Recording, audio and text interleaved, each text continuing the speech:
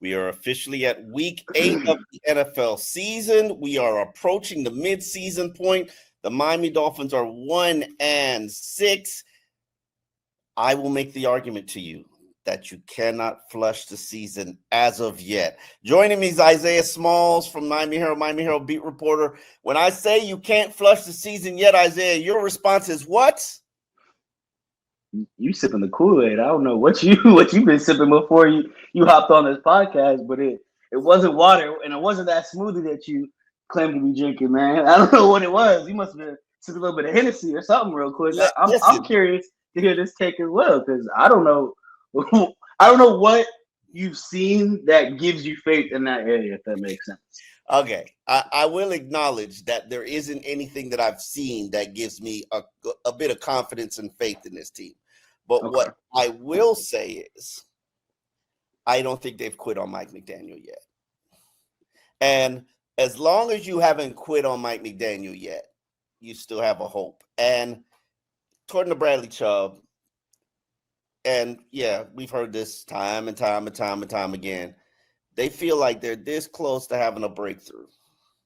Now, we've seen them get themselves in leads in fourth quarter and then drop the ball. But we've also seen the defense improve. They improved against Cleveland. Those touchdowns were 2 short yardage situations. Come on, don't act like I hear you, but you remember what? I don't know. I forgot you were probably flying.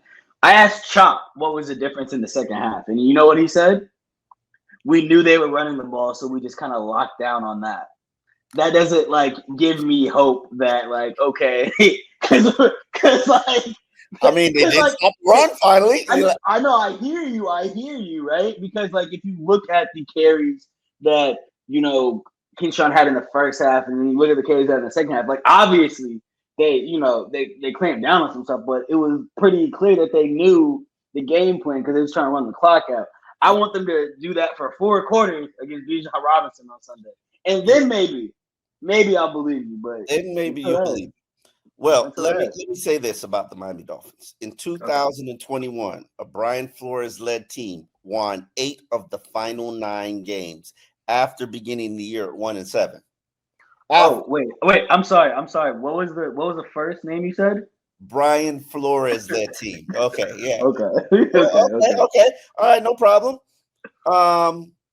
In 2024, you remember that season? I do remember that. I do remember that season. They started 2-6, and then won 6 of the final 9 games. Okay, and what was the big thing that they're waiting for to happen? Tua to come back, and Okay. But they lost games with Tua as well. That's part You're right. of it. You're right. Yeah, you're right. But Tyreek Hill ain't walking through that door. Tyreek, like Darren Waller. Let's hopefully he gonna walk through the door after 4 games, but ain't no way to predict that. I don't know what the saving grace is outside of a healthy offensive line that could help this team capture some semblance of 2023. I just don't. I don't. And even I think capturing some semblance of 2023 is gone. We just trying to get to 2024.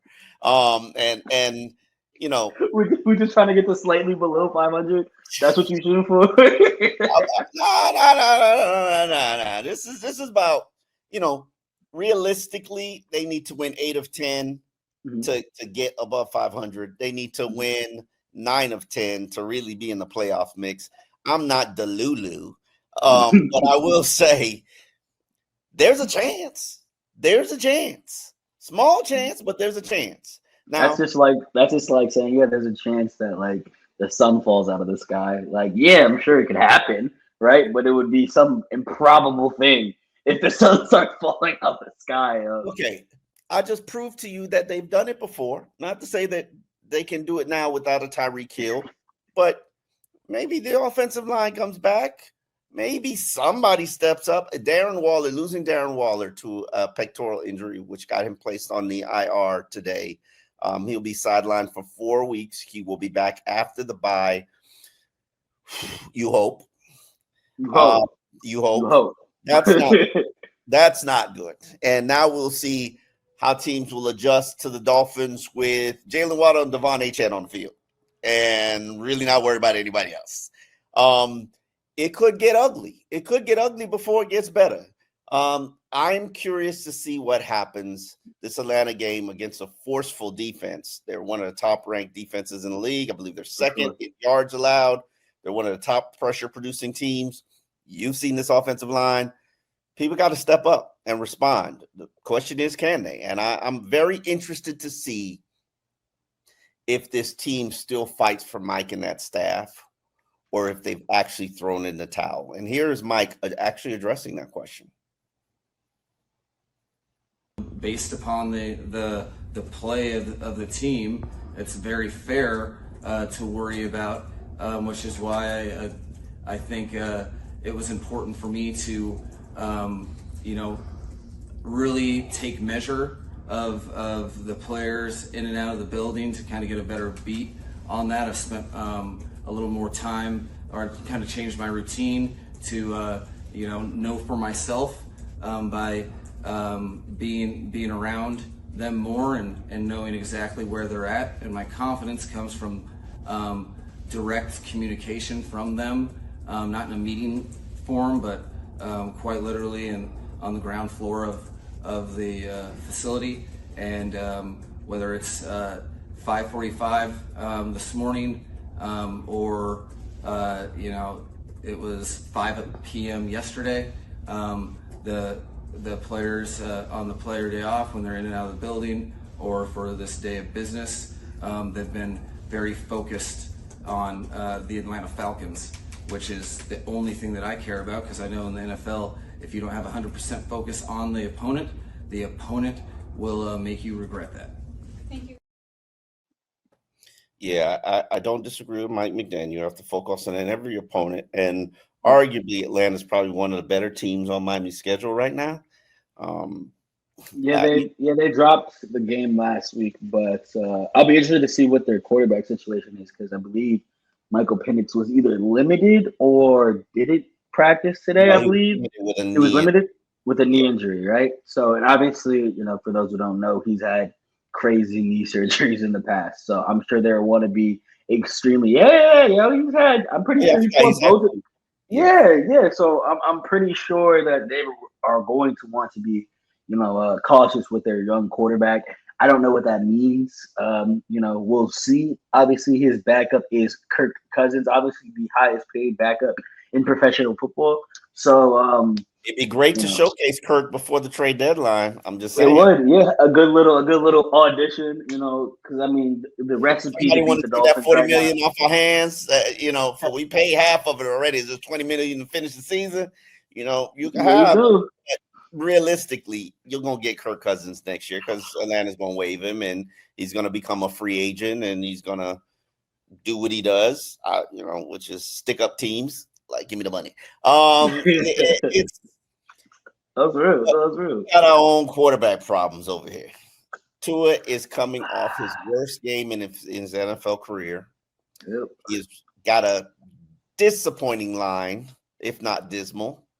And he is basically running out of weapons or experienced weapons. And today he talked about the fact, you know what? I really got to develop some chemistry, work on some chemistry with some of these other receivers so I can understand what spots they're going to be in. And here's Tua talking about his chemistry with his receivers and why Jalen Waddle only caught one pass last week. Guys, with their guys also up front and our guys. I'm not the tallest guy in the back there either. So being able to see, and then sometimes when that happens, you don't want to just throw it blindly. You got to progress. So I think that had some merit to reasons as to why that happened for Waddle. We know that Mike helped you build up your confidence earlier in your career. I'm curious, is there anything you do to maintain that level of confidence? I mean, is there any losing of the confidence when you have this record? I wouldn't say there's any losing of the confidence. I think the confidence comes from within. But then also the confidence comes from, what you can do, what I've done in the past. I think we're this close.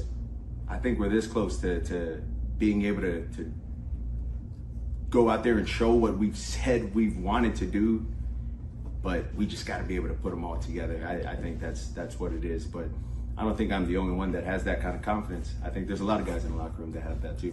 But with that said, how difficult is it when you're already down Tyreek Hill? Now you're losing Darren Waller as well. How difficult is it to turn that around? Yeah, well, it's the NFL, right? You have things that randomly happen that come up. Unfortunately, for Reek, that's what he got to deal with, and then for Waller, that's what he got to deal with as well.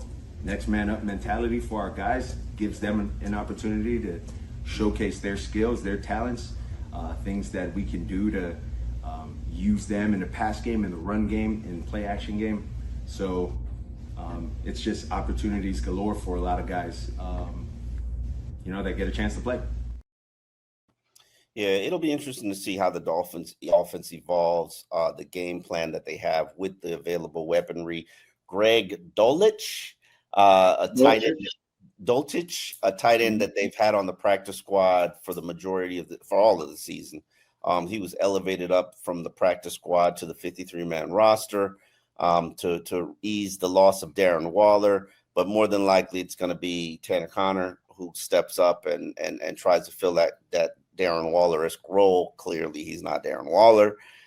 So the game plan's got to evolve. This Dolphins team is clearly at its best when they're running the football. However, when you're trailing by big numbers or trailing late in the fourth quarter, and time is expiring, that doesn't lead you to the opportunities to run. So it's just tough sledding. But the reality is this is football. This is what comes with the job, and you got to step up. Next time, have backups. No, that's real. And I think, to your point, Tua is a quarterback that works the best off of play action, right? So again, when you can't run the ball, right? And then now your quarterback who excels in the play action can't get to his bread and butter. Now you're kind of taking away two of the better elements of this offense, right? And that's how you get a performance where you put up a 24.6 passer rating, something like that. Yeah. Like it's horrible. You put up 3 turnovers. Yeah, that too. Complete 50% of your passes. That'll happen too. Yeah, he was. He made I don't know if that was a joke about which one you asked me to throw it in bunches. I wish they could. They saw it. Like, I don't know if you obviously didn't see me, but I was literally, when he said that, I literally was like, go slowly pointing at you. It's not funny. It's not funny. Oh no, it's funny now. Now it's funny because he can make jokes about it. But when he said it before, it was like, hey man, like just want to educate you on something. This is what kind of happens. I mean, I really do believe he did not know. No, he did not. No. You could tell. The way he was defensive about it, you could tell this was new information presented to him. So. Yeah, and I'm amazed by that because in my mind, I'm thinking, I've always thought, okay, he throws one interception, they're trailing, he's going to press, he's going to make bolder throws, trying to rally back, and then he throws another interception. Then the problem's going to get worse after he throws two. Yeah. Maybe 2 interceptions, maybe the team is just pinning their ears back and coming after him. Maybe that's a fumble. So I can understand. I mean, people don't realize the majority of Tua's 10 interceptions are like in 2 games. And, the other time, and throughout his career, Tua generally takes care of the football. Like anybody who says he's a turnover machine, you're not being you're not being honest with yourself. No. But when it rains, it pours. And they come in bunches, unfortunately. But a lot is being said about Tua and his contract and the situation the team's in and what do they need to do. I really don't. That's not, to me, that's not the issue. That's not the storyline. That's not what I'm talking about on August 22nd. What I'm talking about on August 22nd is which receivers are going to step up, which playmakers are going to make plays. Because you meant October 22nd, right? Yeah, October 22nd, yeah. You said August. I thought you said August. I was like, dang, we fast forward. Yeah, but October 22nd. Like, Here's the problem that I have with what I'm seeing right now, Isaiah. Mm-hmm. And I understand this is game planning. So these are new, unique plays that are specially designed for each opponent. And, you try to take advantage of matchups. You try to pick on a certain player. This is how game plans work, okay? Of course. But didn't Tua develop chemistry in the offseason with Malik Washington and Jalen Waddle and D. Eskridge? Not Westbrook-Ikine. He did not develop chemistry with Westbrook-Ikine. He did not. Absolutely not. But, Tanner Connor. Yeah. Those were his weapons. He didn't have Darren Waller till 3 weeks ago. Yeah. So why is it that they look so bad together? I think it's a few reasons, right? I think one, it's something that I forget who pointed out in the media room, a couple weeks ago, but like we've seen how bad this defense is, right? And so, if the defense is bad and the offense is playing against them, right, they're going to look better than they truly are. So that's one reason. Okay. That's one reason. Two, yeah. I think a lot of these route concepts, a lot of these screens, it's a lot of the stuff, especially with Malik Washington, it's happening behind the line of scrimmage, and it's forcing him to go make a play, go make a move, right? But a lot of those plays are relying on one or two people making sure that they get the blocks, right? And obviously it's football, right? Like you're going to put guys in one-on-one situations, and your hope is that that XYZ guy is going to make that block, right? But when that guy doesn't make the block, all of a sudden you're behind the sticks now, right? Because he's getting tackled in behind the line scrimmage, right? And even something with what happened with Achan, right, and the fumble, right? Like that, I forget what down and distance it was, but interception. No, not even that one. I'm talking about the one where it was a screen. He caught it, and then he didn't catch it. It bounced off his hands, and it was technically a behind pass, so he had to dive on the ball, right? And then you're automatically behind the six. You're 4 or 5 yards behind the six. And then it changes your play call entirely, right? Because now you're having to call from 2nd and 15 versus 2nd and 7, right? That's an 8-yard difference. People don't understand how big that 8 yards is. There's not a lot of calls because you want to get at least some of the yardage back to make third down manageable. But even then, if you don't do anything, which a lot of times has happened with this team, you don't do anything in the second down. Now you're in 3rd and long. There's not a lot of 3rd and 15 plays, right, that you can call consistently and convert those downs, right? Here's my problem. Where are the big boy routes? Where are the comebacks? Where are the corner routes? Where's the deep digs? Where's the short digs? Where's the real route? Why are we throwing 10 screens a game? Yeah. Malik Washington is a nice player, nice athlete. He's not Tyreek Hill. Yeah. I'm not, and clearly when you put Devon Achan out wide, teams thinking screen. Be prepared for the screen. Mm-hmm. Woo! And that's a lot on coaching. So I think it's also the game plan because, and I get it, you're getting nothing from Nick Westbrook-Ikine. Blocking, maybe. D. Eskridge, I would argue to you, that might be the player who needs to play more. That's just my personal opinion. I don't know how he's out there practicing.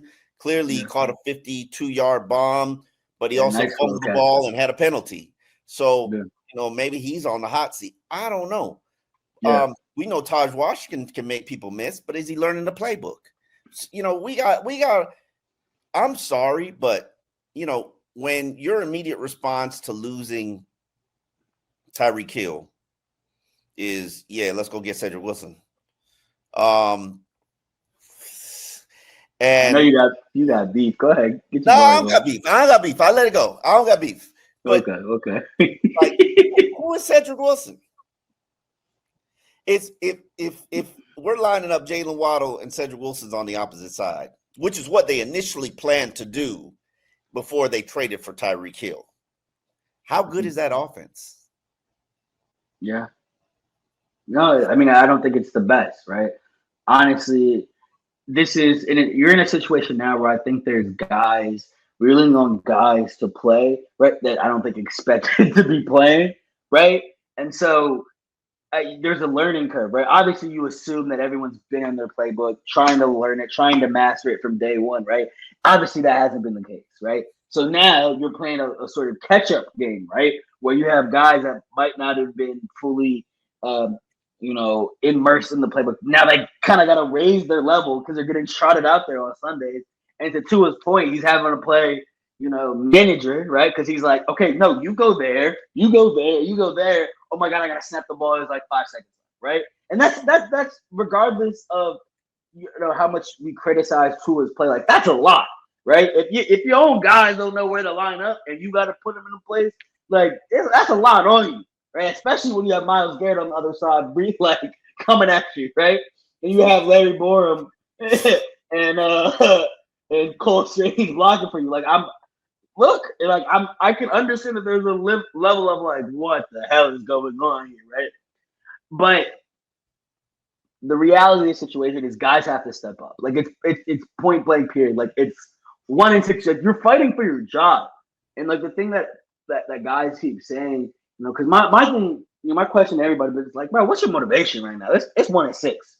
Like, what are you playing for right now, right? Because the playoffs, that's out the window, right? Y'all not making it there. Like you still might. I don't. Okay, whatever.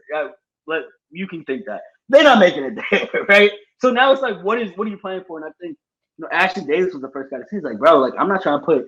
What is the thing you said earlier? The eye in the sky never lies. Don't lie. Yeah, the eye in the sky don't lie. You're not trying to put bad tape out there, right? And I think that's the number one thing on everyone's mind. But it's hard not to put bad tape out there when you have 1 or 2 guys who don't know what the hell they're doing, right? And that's an issue. And so we're in week 8. Like, how do you not know what you're doing in week 8? Like, this is a week 1, week 2. This is a preseason problem. And here you are, week 8, guys don't know where to line up. It's you cannot script this level of ineptitude, right? I don't know if that's fair because we're talking about backups who rarely play. You're down 2 receivers. You're down your. I get it. You're down I your understand back. it. Who okay? Malik Washington goes down. Who plays slot? Yeah, I have no clue. Yeah, Taj Washington probably. No, Yeah. but he wasn't active for the game. So who's playing slot? So now you throwing out all the slot plays? Like, what are we doing? And then, okay, maybe Jalen knows the slot plays. And Jalen's not out there at his normal position. And he's running routes that he's not really familiar with. And he acknowledged, I'm running routes I'm not really familiar with. It is a hot mess. But a hot mess. Hot mess, but we are where we are. And the question is, how will this team rebound? We know the challenges that they faced with the Atlanta Falcons, a team that's trying to get on their legs, trying to make that playoff push in a very weak division. And here we are with the Miami Dolphins, where we got to figure out, is this team fighting for Mike and his coaching staff? I will say this. I remember when Tony Sparano got whacked in the 2011 season. They whacked him after a Philadelphia game where he had Billy Turner, I think a rookie right tackle, having to play left tackle for the whole game because the starter went down. I can't remember who the starter was. I think it might have been Jake Long. And no. Yes, it might have been Jake Long. And he just wasn't prepared. No, that was Billy Turner. That's a different era. Tony Sparano. You've seen a lot of hot messes. I've seen a lot of errors. But Adam Gase got his team's attention by firing 3 offensive linemen 1 week about this time. Wow. The draft picks too. 3 draft picks. Young draft picks in the career. Billy Turner, Jamal Douglas, and then Billy. Damn, what is his name? How did I forget his name? Because he was so bad. Dallas Thomas. There he goes. Dallas Thomas. Who, if you thought Jonas Savanaia was bad, Dallas Thomas was that bad. He was a multi-year starter here. So I've seen teams, and then Tony Sparano, getting to my point, that team rallied and fought for Tony. And the one time he slipped up and they had a bad game, they whacked him.